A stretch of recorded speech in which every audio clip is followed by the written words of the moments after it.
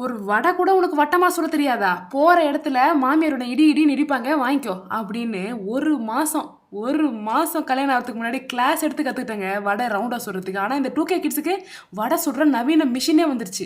Okay, இது நாமளும் வாங்கி இந்த வடை மேக்கர் எப்படி ஒர்க் ஆகுதுன்றது பார்த்துருவோம். இது பார்த்தீங்கன்னா ஸ்டெயின்லெஸ் ஸ்டீலுங்க, நல்லாவே இருக்கு குவாலிட்டி. கீழே வைக்கிறதுக்கு ஒரு ஸ்டாண்டும் கொடுத்துருக்காங்க. முக்கியமான வெரி வெரி இம்பார்ட்டன்ட் கொஸ்டின் என்னன்னா, வடை மாவோட கன்சிஸ்டன்சி கரெக்டாக இருந்தால் மட்டும்தான் இது ஒர்க் ஆகும்.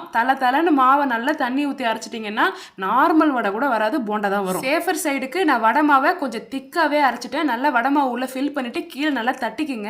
தட்டிட்டு பார்த்தீங்கன்னா எண்ணெயை நல்லா காய வச்சுக்கோங்க. மேலே ஒரு ப்ரெஸ் பண்ணுங்கள். ப்ரெஸ் பண்ணி வடை மாவு வருதான்னு பாருங்கள். வரலன்னா கொஞ்சம் ஷேக் பண்ணுங்கள். ஷேக் பண்ணிங்கன்னா உங்களுக்கு வடை மாவு கீழே ட்ராப் ஆகும். அப்புறம் நீங்கள் ரிலீஸ் பண்ணிங்கன்னா அழகாக ரவுண்டான வடை. எனக்கு அப்படியே ஆச்சரியமாக போச்சு. நான் நிறைய வீடியோஸ் பார்த்தேன், யாருக்குமே வரல. ஆனால் எனக்கு அழகாக வட்டமாக வடை வந்தோடனே ஒரே குஷியாயிடுச்சு.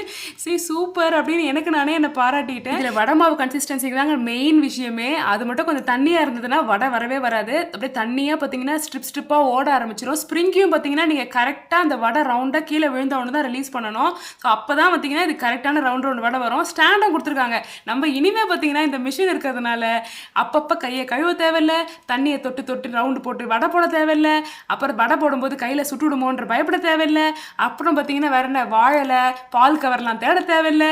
எவ்வளோ அட்வான்டேஜஸ். எனக்கு வந்து பெரிய ரிலீஃப் ஆயிடுச்சு இதை பார்த்த உடனேவே. இதில் ஒரே ஒரு டிஸ்அட்வான்டேஜ் என்ன தெரியுங்களா? வடை நடுவில் இருக்கும் ஓட்டை. உளுந்த வடைக்குள்ள ஓட்டை பார்த்தீங்கன்னா சிறுசாக இருக்கும். இது பார்த்தீங்கன்னா ஆந்திரா முறுக்கு ரவுண்டாக விற்கும் பாருங்க, ரவுண்டு முறுக்கு பேக்கரியிலலாம் அந்த அளவுக்கு கொஞ்சம் பெரிய சைஸாகவே இருக்குது. அது ஒன்று தான் எனக்கு தெரிஞ்ச டிஸ்அட்வான்டேஜ். ஆனால் இதில் பார்த்தீங்கன்னா நீங்கள் மாவு கொஞ்சம் நல்லா ஃப்ளஃபி ஆக்கி இல்லைனா பேக்கிங் சோடா போட்டு அதுக்கப்புறம் சுட்டிங்கன்னா மேபி அந்த ஓட்டை கொஞ்சம் சுருங்க வாய்ப்பு இருக்குது, ஏன்னா மாவு ஃப்ளஃபியாக இருக்கிறதுனால.